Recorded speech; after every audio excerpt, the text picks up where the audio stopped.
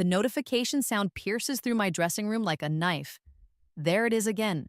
Marcus begging for tickets to my sold-out Madison Square Garden show. The same Marcus who laughed in my face 3 years ago when I said I'd make it big. The betrayal still tastes bitter, like stale coffee and broken promises. I'm reborn now, transformed from the girl who believed his lies into someone who commands stadiums full of screaming fans. The velvet curtain brushes against my sequined dress as I peek through the crack. 20,000 people chanting my name. My phone buzzes again with another desperate message from him, and I can't help but smile. Sweet, sweet vindication. I'm 22. I'm standing in our cramped apartment kitchen, a fine layer of flour dusting my worn apron. It's Tuesday, and the smell of vanilla cupcakes. My stress baking go-to is thick in the air, almost suffocating. I've been at it all day, a whirlwind of butter, sugar, and rising anxiety, waiting for Marcus to get home from from whatever he does on a Tuesday afternoon. He calls it networking. I call it avoiding reality. He finally walks in, tossing his keys onto the already cluttered counter. They land with a thud that makes me jump. Hey, he says, already heading for the fridge. Smells like a bakery in here. You trying to single-handedly solve world hunger with cupcakes? I wipe my sweaty palms on my apron. My heart is doing a frantic tap dance against my ribs. This is it. I have to tell him. Marcus, can we talk for a sec? He pulls out a beer, pops the cap. Shoot. I had that meeting today with Atlantic Records. He stops, beer halfway to his lips. Oh, right. The fantasy label meeting. How'd that go? They offer you a multi-million-dollar deal and a private jet. His tone is light, but there's an edge to it, a familiar condescension that always makes me feel small. Actually, I take a deep breath, trying to channel the confidence I felt in that sleek, intimidating office just hours ago. They want to sign me. I whisper the words as if saying them too loudly will shatter the fragile possibility. They heard my demo. Sarah, my friend from college. Her cousin works in A&R and she passed it along, and they said. Marcus explodes into laughter. It's not a gentle, amused chuckle. It's a full-blown, booming laugh that echoes off our cheap tile backsplash, bounces off the peeling paint on the ceiling. He actually doubles over, slapping his knee. The sound of his dismissive laughter mingles with the kitchen timer's shrill beeping, which I'd set for another batch. A fresh wave of vanilla hope now curdling in the oven. It's a horrible, grating symphony of ridicule. Seriously, Mia? He finally gasps, wiping a tear from his eye. Atlantic Records? You're going to throw away your teaching degree, a perfectly good, stable career for some pipe dream? He snatches a cupcake from the cooling rack, one of the ones I'd painstakingly frosted with a delicate, sugary rose. He crushes the flour between his thumb and forefinger before shoving half the cupcake into his mouth, crumbs flying. Do you have any idea how many people think they're going to be the next Taylor Swift? Or Adele? Or whoever you're trying to be this week? My carefully rehearsed speech, the one I'd practiced in front of the bathroom mirror, crumbles into dust. Panic, cold and sharp, pricks at my skin. But they said I have something special. A unique voice, they called it. They say that to everyone, babe. His voice is thick with cupcake and condescension. He polishes off the rest of it. It's what they do. They get your hopes up, string you along. Look, I love you. I really do. He walks over, tries to put his arm around me, but I instinctively flinch away. Flour smudges his dark t-shirt. But you need to be realistic. You've got a good thing going with the substitute teaching. It's consistent. It pays the bills, mostly. Don't throw that away chasing glitter. It's not glitter, I say, my voice barely audible above the hum of the refrigerator. It's my dream, Marcus. The one I've had since I was a little girl, singing into my hairbrush. And I had a dream I'd be an astronaut, he counters, grabbing another cupcake. This time, he doesn't even bother to look at the frosting. But we grow up, Mia. We face facts. Your fact is that you're a good teacher and a terrible gambler when it comes to careers. My hands are trembling. I clench them into fists, digging my nails into my palms. I feel the familiar sting of tears, but I refuse to let them fall, not in front of him, Not while he's looking at me like I'm a child who still believes in Santa Claus. The conversation, if you can call his monologue a conversation, continues for what feels like an eternity, probably closer to an hour. Each word is a carefully aimed dart, puncturing holes in my fragile confidence. He brings up my failed attempts at open mic nights years ago, the time I froze on stage during a high school talent show, every single instance of perceived failure he could dredge up from the depths of our shared history. He paints my ambition as a character flaw, my passion as naivety. "What about us, Mia?" he says, his voice softening. But it's a manipulative softness, like a velvet glove over an iron fist. "Have you even thought about how this affects me? Us? You'll be off touring if this miracle actually happens. And where does that leave me? Waiting around? Supporting your hobby?" "It's not a hobby." The words burst out louder than I intend. He raises an eyebrow. "Isn't it? What's it earned you so far, Mia? A couple of free coffees and a pat on the head?" Inside, I'm screaming. A raw, primal scream of frustration and fury. But on the outside, I do something that surprises even myself. I reach out and turn off the oven with a deliberate, almost serene calm. The timer stops its incessant beeping. The aggressive orange glow from the heating element fades. "What are you doing?" he asks, momentarily thrown off his rhythm. "The cupcakes," I say, my voice flat. "They're probably burnt by now anyway." He scoffs. "Always the drama, Mia. Always." By the end of his lecture, I'm hollowed out. I'm questioning everything. My talent, which he's just systematically dismantled. My dreams, which he's painted as childish delusions. My very worth, which seems to be tied to how well I conform to his idea of a sensible life.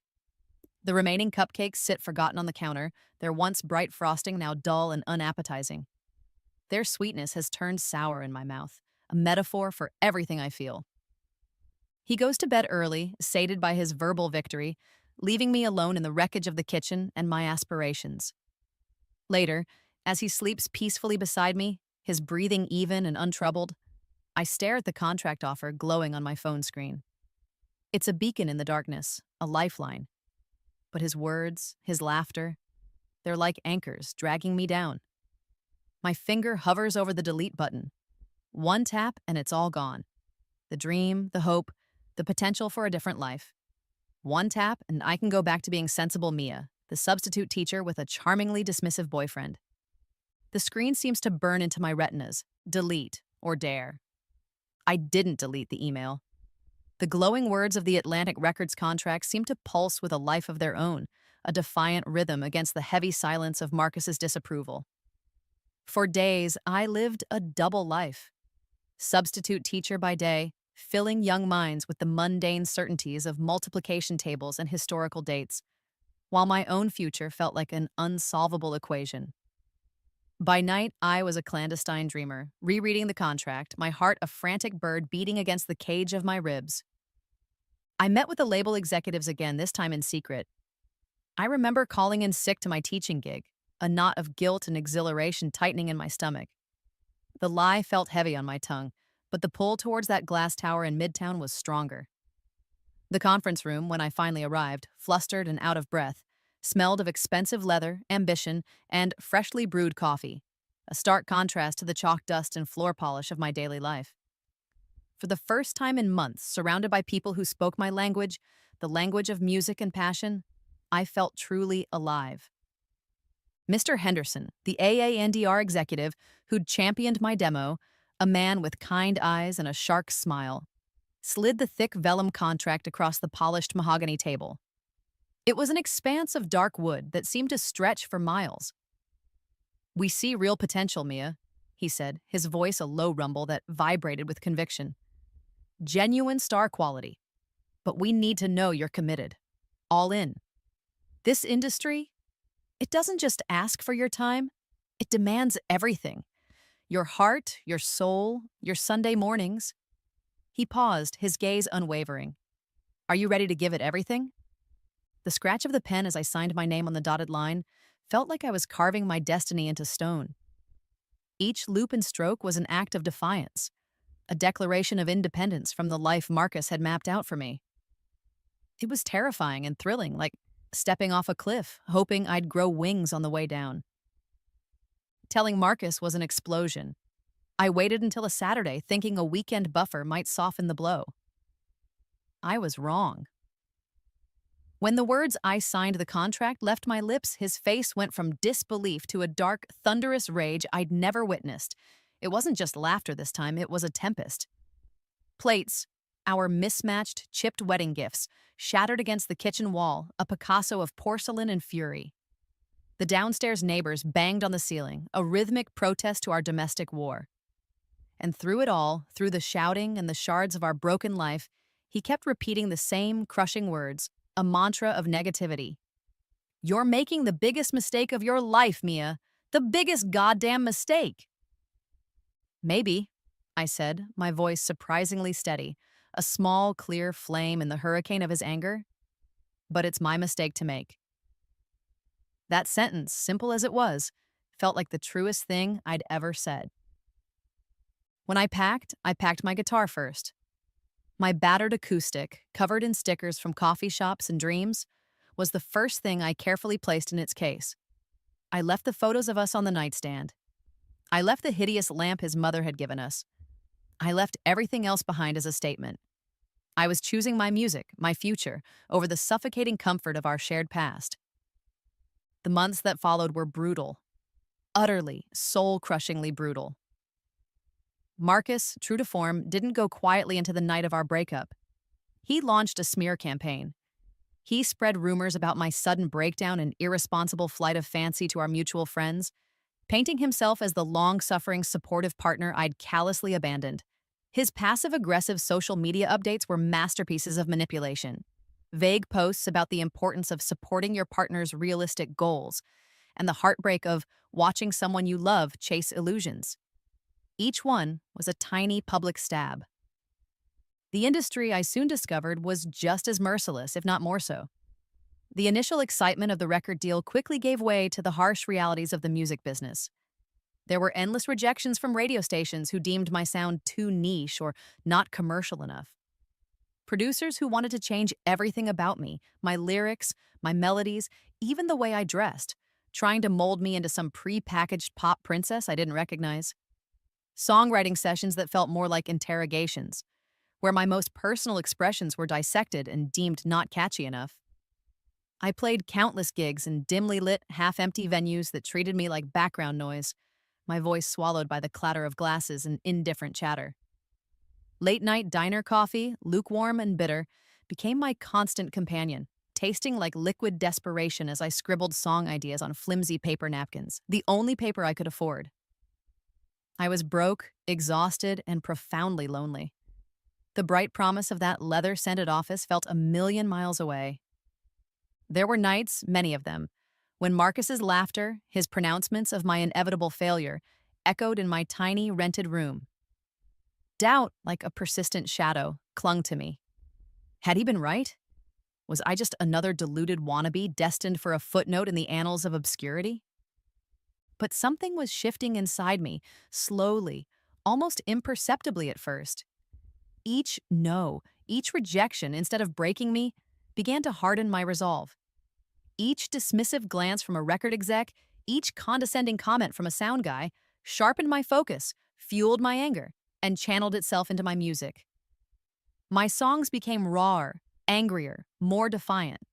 I was evolving, shedding the skin of the girl who constantly sought approval, the girl who allowed her dreams to be belittled.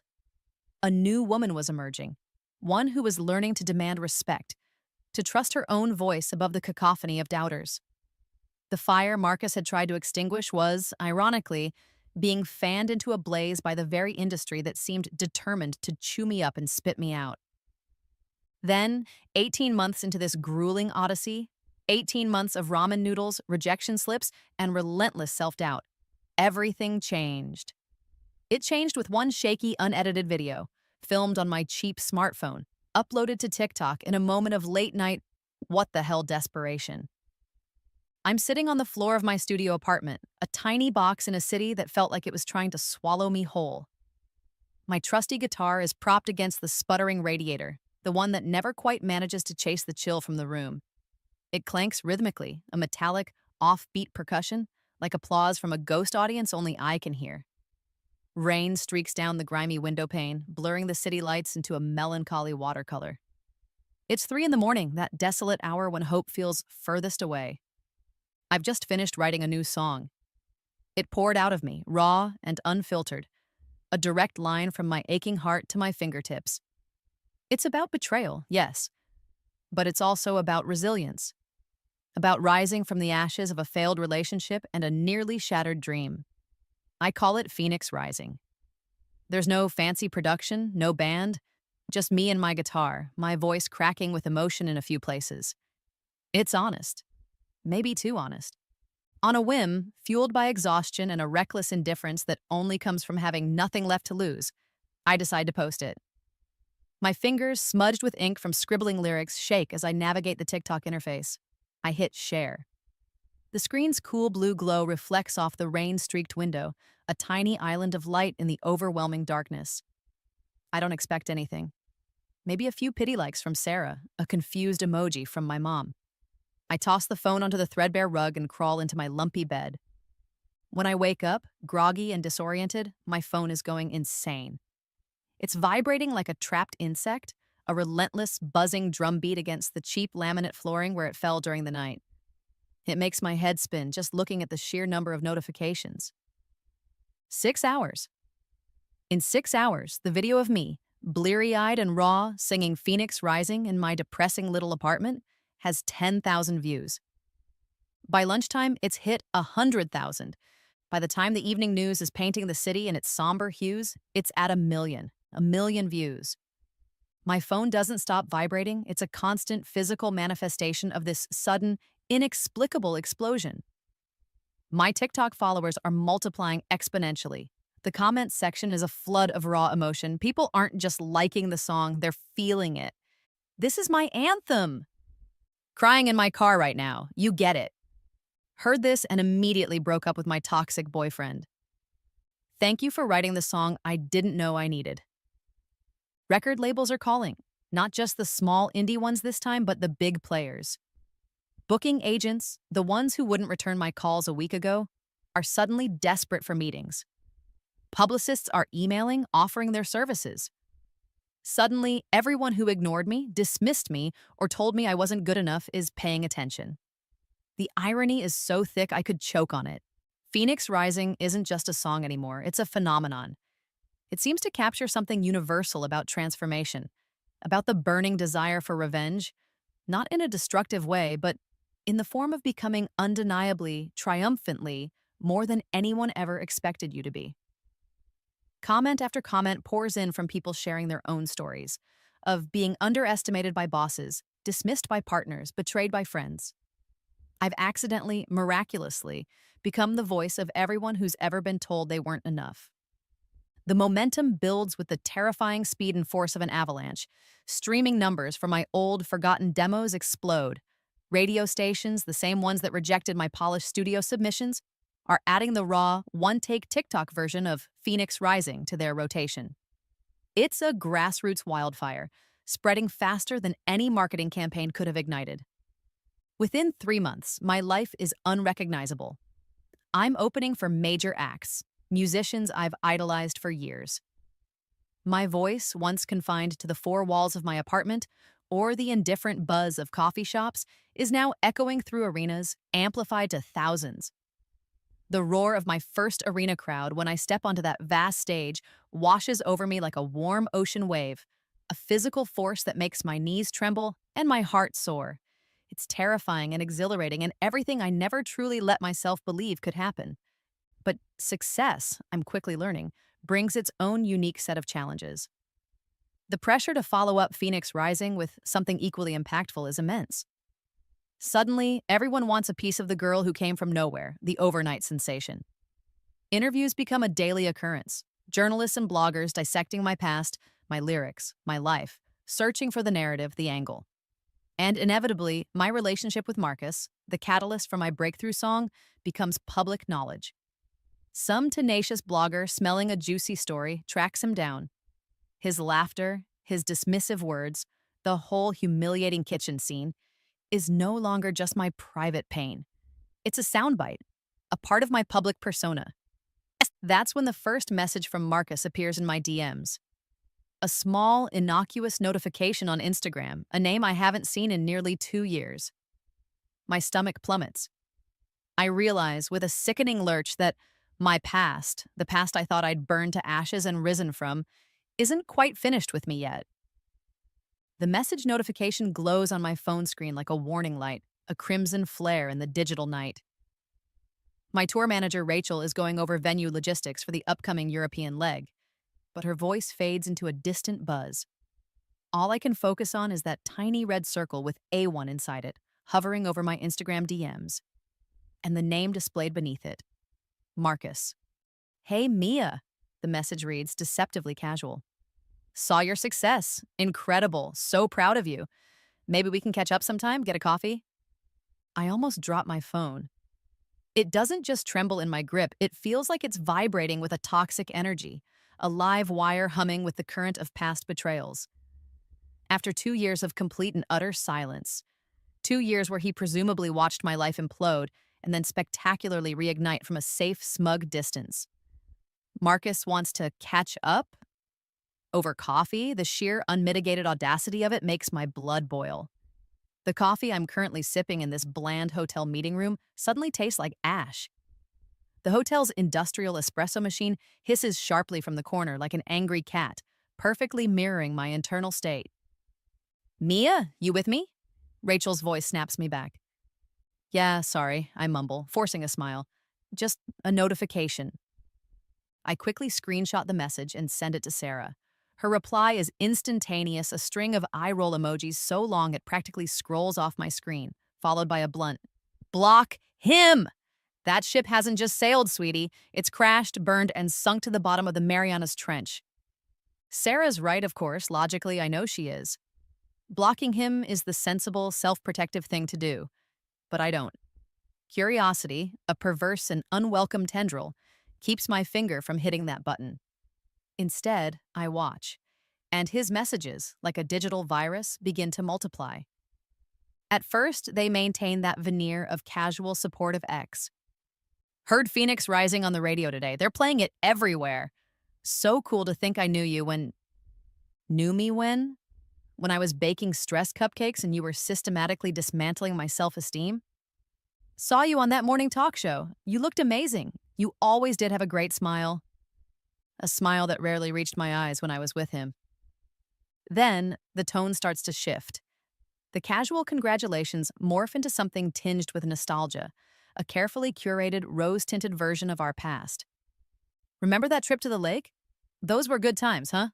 Simpler times. Simpler for whom, Marcus? The trip where he'd spent the entire weekend complaining about the mosquitoes and my moodiness when I'd tried to talk about my music aspirations? The messages become more frequent, more desperate. He mentions seeing me on magazine covers in the grocery store checkout line. He talks about how hearing my songs everywhere makes him think of us, a concept I'd thought long dead and buried. He's painting a picture of a shared past that simply doesn't align with my memories. It's unsettling, like watching someone try to rewrite history in real time. My quiet power move is silence. I respond to none of them. I let his words hang in the digital ether, unanswered, unacknowledged. My silence speaks volumes, a language of boundaries he's clearly unaccustomed to. Let him talk to the void. Let him see that his words no longer have the power to summon a response from me. Through his increasingly transparent messages, a pattern begins to emerge, a narrative of his own life that is both disgusting in its predictability and morbidly fascinating. He's clearly struggling. There are subtle, then not so subtle mentions of job loss. His networking hadn't panned out, apparently. Relationship troubles with the woman he'd started dating shortly after I left, the one he'd flaunted on social media in those early, painful months. Eventually, the stark admission, he's living back with his parents. Meanwhile, my career, the one he'd dismissed as a childish fantasy, is ascending to heights I'd scarcely dared to imagine. Platinum records, award nominations, sold-out tours. The cosmic justice of it all feels almost too perfect, a script written by a particularly vindictive god. It's a delicious, if slightly guilty, pleasure to witness his life unravel as mine knits itself into something strong and beautiful.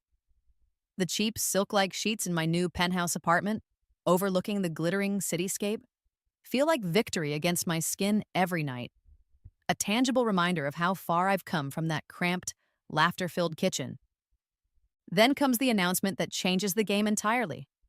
My first world tour, kicking off with 3 consecutive sold-out nights at Madison Square Garden. Madison Square Garden. The name itself is legendary. The girl who once doubted she was good enough to play a crowded coffee shop is now commanding the most iconic music venue in the world. The tour poster, a stylized image of me, fierce and defiant, goes viral almost immediately. My face, 10 feet tall, stares down from billboards across New York City, across the country. There's no escaping it. There's no escaping me. That's when Marcus's DMs turn frantic. The carefully constructed casual tone shatters, replaced by a raw, naked desperation that's almost pitiful. He's seen the tour announcement. He's seen the MSG dates. Mia, MSG, that's unbelievable. You actually did it. Followed quickly by, those shows are going to be legendary. I have to be there. I need to see you perform, to support you. Support me? Now? And then, the inevitable. Any chance at all you could spare a couple of tickets? For old time's sake? The requests become pleas, then demands cloaked in wounded pride. He talks about how much it would mean to him, how he always knew I had it in me. A blatant, infuriating lie. How seeing me on that stage would be closure. For him. Always for him. But it's his public posts on social media, the ones he presumably thinks I won't see, or perhaps hopes I will see, that reveal just how far he's willing to sink, how utterly devoid of shame he's become in his desperate, misguided attempt to get my attention. And a pair of free tickets. Marcus has officially lost all dignity, and he's staging his downfall in the most public arena imaginable, the internet. It's a spectacular implosion, and I have a front row seat, courtesy of my phone, which is now a constant stream of notifications. My friends, my fans, even casual acquaintances are screenshotting his increasingly desperate social media posts and tagging me, a digital breadcrumb trail leading directly to his humiliation. Anyone have connections to get tickets to Maya Rose Music's MSG shows? He tweets, his Twitter profile picture still a ridiculously outdated photo of us from years ago, one where he's beaming and I look vaguely uncomfortable. Willing to pay top dollar. We have history #Maya Rose #Phoenix Rising #MSG. The winky face emoji feels particularly egregious. The secondhand embarrassment is a physical sensation, a cringe that starts in my toes and works its way up my spine. But I can't look away. It's like watching a multi-car pileup in excruciatingly slow motion. Horrifying, yet utterly hypnotic. The leather of my custom-built recording studio chair, a symbol of how far I've come, creaks as I lean back, scrolling through the digital wreckage of his once cocky reputation. The studio itself, a sanctuary of creativity and success, feels worlds away from the desperate pleas emanating from my phone. His posts escalate in their cringeworthiness throughout the week leading up to the New York shows. Instagram stories feature a slideshow of old photos of us, a picnic in the park, a cheesy Christmas selfie, a blurry shot from a concert we attended. Not one of mine, obviously. They're all carefully cropped and filtered, designed to make our past relationships seem more significant, more romantic, more central to my current success than it ever was. He even uses one of my slower, more melancholic songs as the background music for a particularly maudlin collection of images where he's looking wistfully at the camera. The sheer audacity. His Twitter threads become rambling discourses on the importance of supporting local artists from the beginning and how true friends stick by you through thick and thin, transparently centering on his desperate need for tickets and validation. He doesn't seem to grasp the irony that he was the antithesis of supportive. Then there are the TikTok videos. Oh, the TikToks. He lip syncs badly to my songs, particularly Phoenix Rising, with captions like, knowing her when she was just starting out, so proud, #Maya Rose, #support system, #day one. He tries to adopt a soulful, knowing expression, but it just comes across as creepy. My fans notice immediately, and they are a formidable force. They're protective, fierce, and possess long digital memories. The comments sections on his posts become a verbal battlefield, a digital coliseum where Marcus is the main attraction and the lions are hungry. Isn't this the ex who literally told her she'd never make it? The one Phoenix Rising is about? Dude, read the room. Sir, this is not just embarrassing for you, it's embarrassing for all mediocre men everywhere. Please stop. The audacity, the unmitigated gall. He's trying to ride her coattails after trying to clip her wings. At Mia Rose Music, please tell me you're seeing this and laughing. Hard. My quiet power move is subtle, but effective. I'll like several of the most pointed, well-articulated comments defending me, the ones calling out his hypocrisy. I don't engage directly, don't type a single word in response to his public circus, but those little red hearts from my verified account are a clear signal to my fan base. I see you. I appreciate your loyalty. And yes, the irony is not lost on me. It doesn't take long for the mainstream entertainment blogs and even some local news outlets to pick up the story. Rising star Mia Rose's ex-boyfriend goes viral for all the wrong reasons. The curious case of the clout-chasing ex when success breeds desperation. Marcus, in his misguided quest for free tickets and a sliver of my spotlight, has become a cautionary tale, a meme, a walking, talking embodiment of everyone who doubts women's dreams only to try and cash in when those dreams become reality.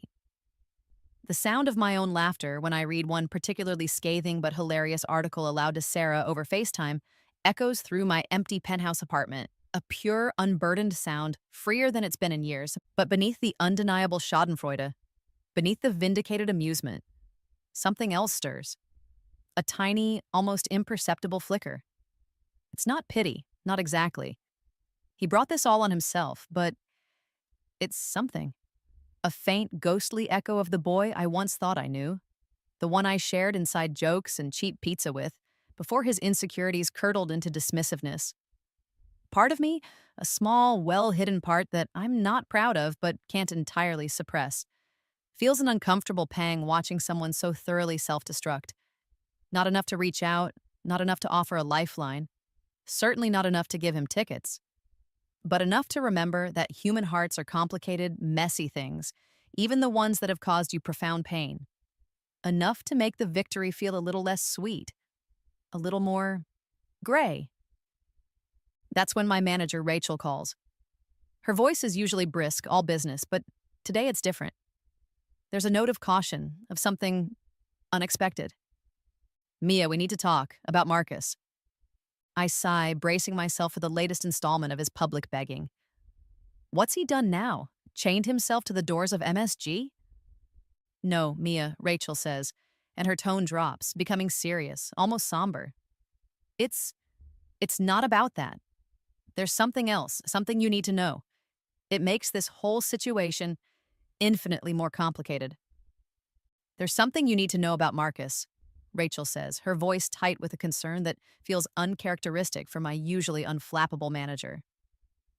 I'm in my hotel suite, the New York City skyline sparkling like a cruel taunt below my floor-to-ceiling windows. The sheer scale of it, the millions of lives playing out, usually invigorates me. But her words somehow dim the view, casting a shadow over the glittering expanse. What now? I sigh, sinking into a plush velvet armchair that probably cost more than my first year's rent. Did he hire a skywriter to beg for tickets above Times Square? Stage a one-man protest concert outside my hotel? I wouldn't put anything past him at this point. No, Mia, he's sick. Really sick. The words hit me with the force of a physical blow, a sucker punch to the gut that steals my breath. Cold water, shockingly icy, seems to douse the smug little fire of vindication that had been warming me. My phone, clutched in my hand, suddenly feels slippery, slick with a sweat I hadn't realized was there. The distant ambient sound of city traffic, the honking horns and distant sirens that are the constant soundtrack to New York, suddenly rushes into my ears, becoming a roaring river, loud and disorienting. Sick? I echo, the word feeling foreign and unreal on my tongue. What do you mean, sick? Marcus was always the picture of health, annoyingly robust, the kind of person who never even caught a cold. Rachel takes a deep breath, the sound crackling slightly over the phone. My assistant, you know Jess? She has some mutual friends with Marcus from way back, from his hometown. Small world. Anyway, word got back to her. Mia, he's been battling cancer. For about 8 months now. Cancer. The word hangs in the air between us, heavy and suffocating. Marcus, cancer. The two concepts refuse to connect in my brain. Rachel continues, her voice softer now, gentler. Aggressive kind, apparently. He's been in and out of treatment. Explains a lot, doesn't it? The job loss he mentioned in those DMs, the moving back home with his parents even the desperate social media posts. Maybe they're not just about wanting tickets, Mia. Maybe they're about something else, someone facing their own mortality, wanting to witness something, some kind of success from someone they once knew. I slump further into the velvet armchair, my mind reeling, trying to process this new, unwelcome layer of information. The carefully constructed narrative I'd built, the villainous ex, justly punished by fate and his own foolishness, begging for scraps from my table of success, shatters into a million confusing pieces. That doesn't excuse what he did to you, Mia, Rachel says quickly, as if sensing my internal turmoil. It doesn't excuse his cruelty, his lack of support, any of it. But I thought you should know the full picture, especially with the MSG shows starting tomorrow night. The full picture. It's a picture I didn't ask for, didn't want to see. My quiet power move now feels less like quiet power and more like deliberate ignorance. I ask Rachel to discreetly find out more, to send me any information she can. Not to invade his privacy, not really, but to understand the timeline, to make sense of this jarring new reality. The articles and social media breadcrumbs, when viewed through this new lens, paint a different story. His hollow cheeks in some of the more recent photos I'd scrolled past with a smirk, I'd attributed it to stress, to the consequences of his own bad decisions. The noticeable weight loss he'd tried to hide under baggy sweatshirts and those awful TikToks. The desperate, almost manic energy of his posts. It wasn't just a clout chaser. It was someone fighting for time, fighting for everything. The silk of my designer dress, laid out on the bed for a pre-show fitting, suddenly feels suffocating against my skin. Guilt, unwelcome and acrid, wars with the still simmering anger in my chest. He crushed my dreams when I was at my most vulnerable, when his support could have meant everything. His illness, however tragic, doesn't retroactively justify his cruelty.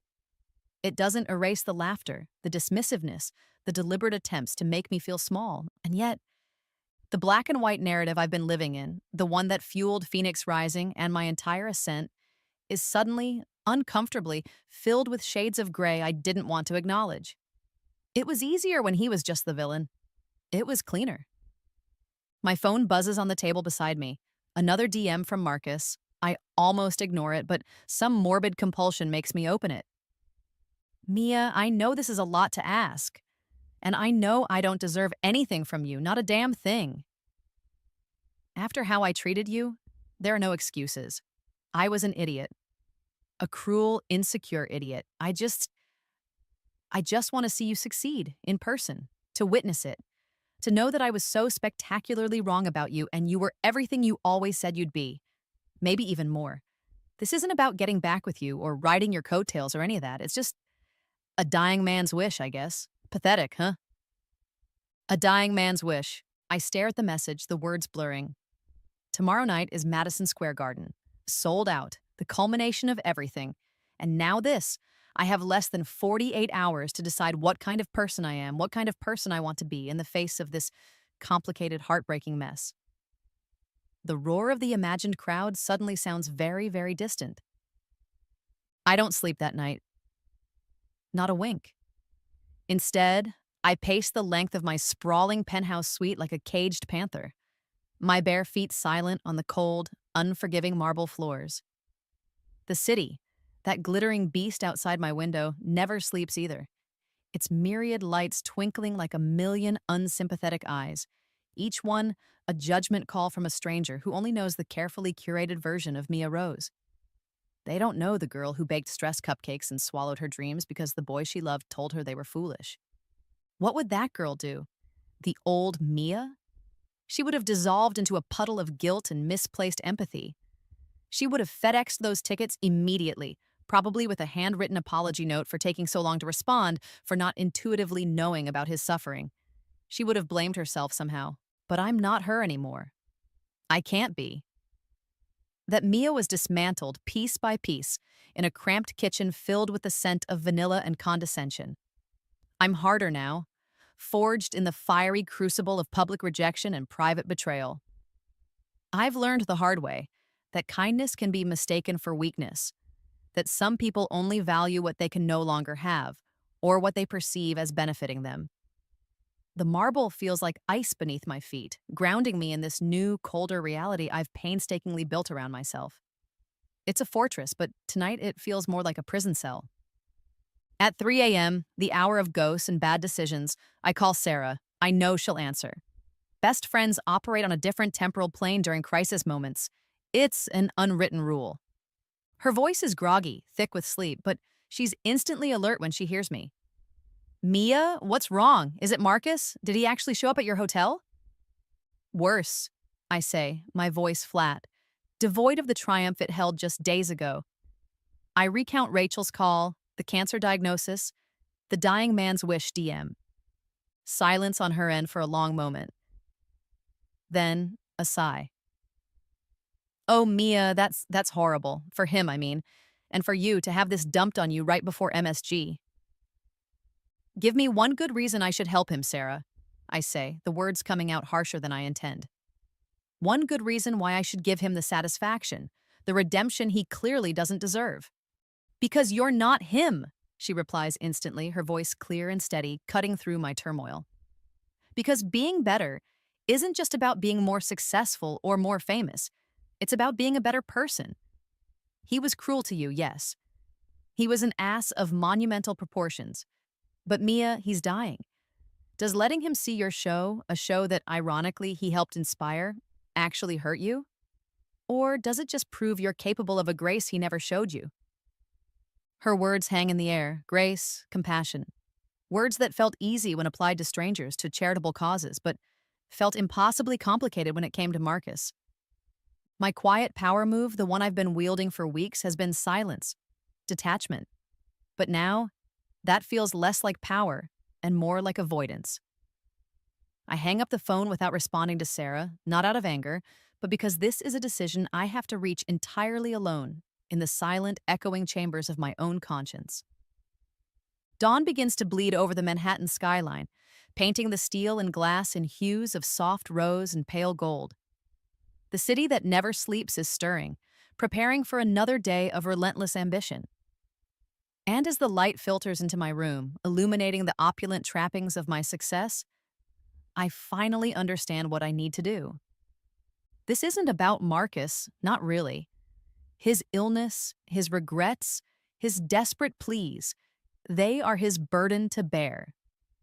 This isn't even entirely about me, or about exacting some final satisfying revenge. It's about the woman I want to become, the woman I am becoming. Someone who can be both strong and compassionate, successful and generous. Someone who can acknowledge pain without being consumed by it. Someone who can set boundaries without building impenetrable walls. I won't give him tickets to the sold-out Madison Square Garden shows. Sarah's words about grace resonate, but so does my own hard-won understanding of accountability. Giving him exactly what he's begging for, especially in such a public way, would feel too easy. Too much like granting him unearned redemption. A public absolution he hasn't truly worked for beyond his desperate pleas. It would feed into his narrative, the one where his past actions are somehow mitigated by his current suffering or his belated pride in my achievements. No, that's not the answer, but I will do something else. Something that honors my journey, my music, the very core of who I am, and perhaps, in some small way, acknowledges his fractured humanity without condoning his past. The morning coffee, when my assistant finally brings it, tastes like resolution, bitter, strong, but undeniably necessary. I sit down at my laptop, the city now fully awake and thrumming with energy outside. I begin to draft a social media post. It takes me 17 tries to get the wording exactly right, to strike the precise balance between acknowledging his public campaign without shaming him further, addressing the complicated nature of forgiveness and boundaries, and announcing something that, as the idea forms, surprises even me. It's a risk. It will be scrutinized, analyzed, picked apart, but it feels right. As my finger hovers over the post button, a familiar tremor of nerves mixed with resolve runs through me. This decision, this public statement, will define me in the eyes of many just as much as my music has. It's another kind of performance, another stage. The post goes live at precisely noon, timed for maximum visibility, just as my social media team advised. My stomach is a knot of anticipation. Within minutes, my mentions, my DMs, my entire digital world explode like a supernova, a cascade of digital fireworks. The post is carefully worded, every syllable weighed. To everyone who has been asking about my ex-boyfriend's very public campaign for tickets to my upcoming shows, I want to address this directly and honestly. 3 years ago, someone I trusted, someone I loved, told me I would never make it in music. He laughed at my dreams. That betrayal, that dismissal, hurt more deeply than I can ever fully express.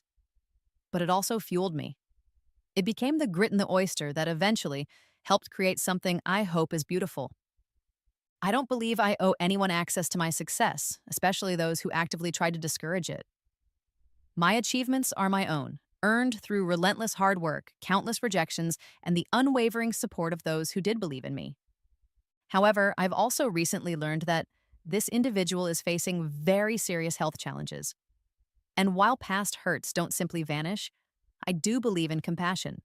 I believe in the power of music to heal, to connect, and to offer solace in difficult times. So instead of giving away tickets to already sold out shows, tickets that so many of my incredible fans have queued for and cherished, I'm announcing something different.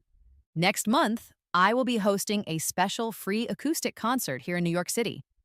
This concert will be for anyone currently battling serious illness, along with their caregivers and families. All voluntary proceeds and donations from this event will go directly to cancer research charities, and that's how we turn pain into purpose. That's how we rise. Thank you for understanding. See you on the road. Mia. The notification sounds from my phone and laptop create a symphony of validation, a tidal wave of engagement that is almost overwhelming. The response is immediate and largely incredibly positive. My fan base, my incredible phoenixes, as they've started calling themselves, explodes with support.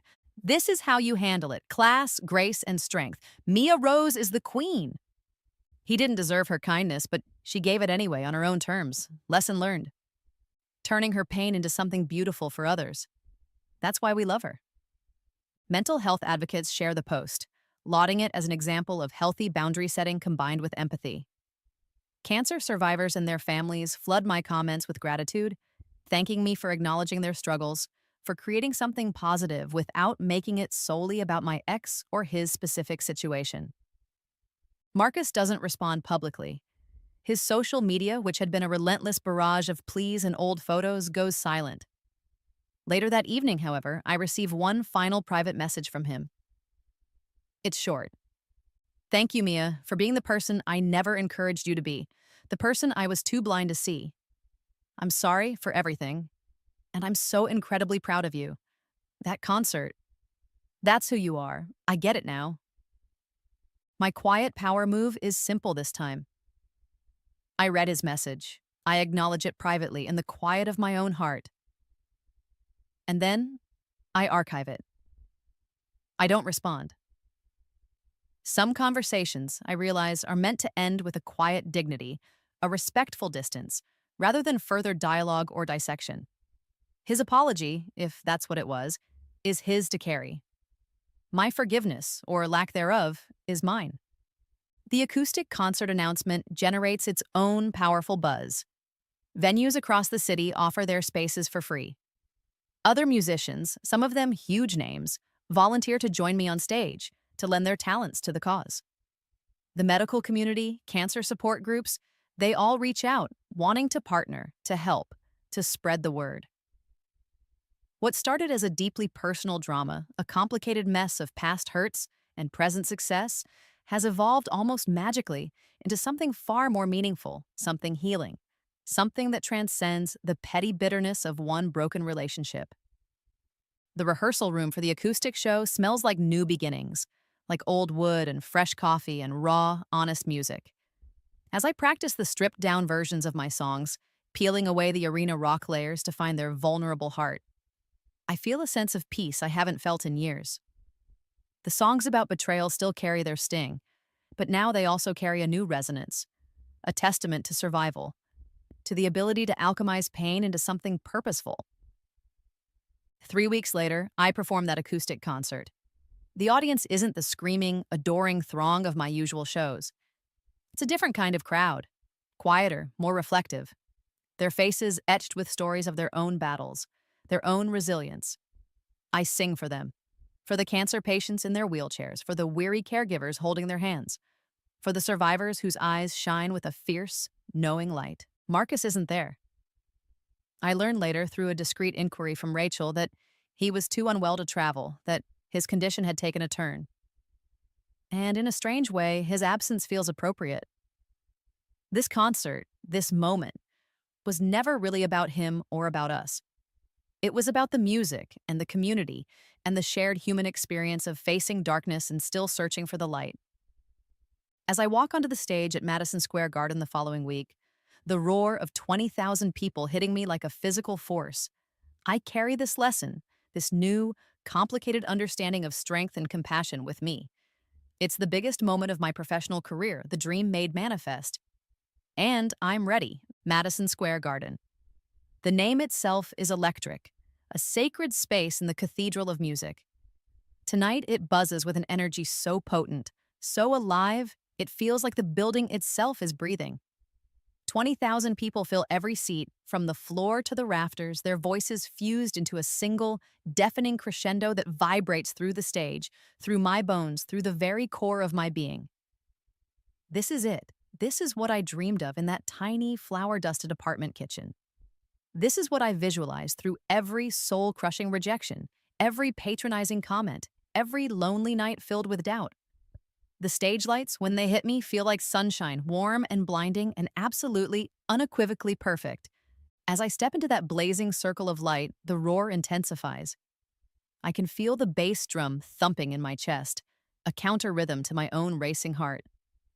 My phone, tucked safely away in my dressing room, is probably still buzzing with notifications, new messages. Some might even be from Marcus. He's been quieter since my public statement about the charity concert, his own social media posts now focusing more on his treatment, his health updates, rather than my tour dates. The frantic public desperation has transformed into a more private, more dignified struggle. And that somehow makes everything more bearable, less like a circus and more like the quiet, sad unraveling of a life. His opinion, his presence or absence, no longer holds the power it once did. Madison Square Garden! I shout into the microphone, my voice trembling only slightly. The crowd erupts again. 3 years ago, I begin, my voice carrying to the furthest corners of this legendary arena, resonating with a newfound strength I didn't possess back then. Someone I loved, someone I trusted, told me I would never make it. He laughed in my face when I told him my dream was to play on stages like this. A wave of sympathetic oohs and a few angry shouts ripple through the audience. They know this story. It's woven into the DNA of Phoenix Rising, the song that brought most of them here tonight. Tonight, I continue, a genuine smile spreading across my face, a smile that reaches my eyes and touches every single person in this vast space. I want to thank that person. A surprised murmur runs through the crowd, because sometimes, I say, my voice ringing with conviction, the people who doubt us the most, the ones who try to tear us down, give us the greatest gift of all, the unshakable, undeniable, fierce determination to prove them wrong. The arena explodes. The sound is deafening, a tidal wave of applause, cheers, stomping feet. It's a roar of shared experience, of collective triumph. Because everyone in this room, in some way, has a Marcus in their story. Everyone has faced a voice, internal or external, that said they weren't good enough, smart enough, talented enough, brave enough. And tonight, in this moment, we are all proving those voices wrong, together. My quiet power move, the one that truly matters now, is to dedicate my biggest hit, the song that started it all, Phoenix Rising. Not to him, not to the memory of him, but to everyone out there who's ever been underestimated, who's ever been told no, who's ever had a door slammed in their face. This is for you. This is for us. As the opening chords of the song fill the arena, a sea of phone lights ignites, transforming the massive space into a galaxy of tiny, twinkling stars. And as I sing the lyrics born from such specific, personal pain, they feel different tonight. They're no longer just my story, they're our story. They're an anthem of resilience, a declaration of collective strength. The concert is a blur of energy, emotion, and pure, unadulterated joy. I pour every ounce of myself into every note, every song. The band is on fire. The crowd sings along to every word, their voices blending with mine, creating something sacred, something unforgettable. As the final, crashing notes of my encore fade, and the applause washes over me, a sound like thunder, like validation, like the universe itself finally, unequivocally agreeing with what I've always deep down known about myself, I think about the girl I used to be. The one who baked cupcakes when she was nervous, who believed other people's opinions of her more than she believed her own instincts. She's still a part of me, a faded photograph in the album of my life. But she's been joined, overshadowed, by this stronger, more confident version. The woman who knows her worth isn't up for debate, isn't dependent on anyone else's approval. Later, backstage, drenched in sweat and exhilaration, my phone will undoubtedly have messages. From my ecstatic manager, from fellow musicians, from my family, from tearful fans, maybe even another one from Marcus if he's feeling up to it. But for the first time, truly, his opinion doesn't matter. Not because I'm cruel or heartless or vindictive, but because I've finally, painstakingly learned the profound difference between being affected by someone's actions and being defined by them. In the weeks and months that follow, during interviews for magazines and television shows, journalists will inevitably ask about the social media drama with my ex, hungry for more details, more conflict. I'll smile, a calm, knowing smile, and politely redirect the conversation back to my music, to my upcoming tour dates, to the charity foundation I'm launching with the proceeds from that first acoustic concert. Because the best revenge, I've come to understand, isn't getting even. It isn't about rubbing someone's nose in your success. It's about becoming so authentically, so completely, so joyfully yourself that the people who doubted you, the people who hurt you, simply become irrelevant to the magnificent story you're busy writing for your own life. The girl who once trembled in a tiny, cramped apartment kitchen, her dreams dismissed with a laugh, has become the woman commanding the world's most famous stage, her voice reaching millions. And that transformation, not the fame, not the vindication, not even the roar of sold-out crowds is the real victory. As I walk off that legendary stage, the sound of my heels on the metal stairs echoes in the sudden quiet, a steady, strong, rhythmic beat. It's like a heartbeat, entirely my own. Some stories end with reconciliation. Others end with a bitter, hollow revenge. But the best ones, I think, the ones that truly resonate, end with evolution. They end with you becoming so completely, so unapologetically yourself that the past, with all its ghosts and grievances, simply can't touch the brilliant future you're building, one powerful, authentic note at a time.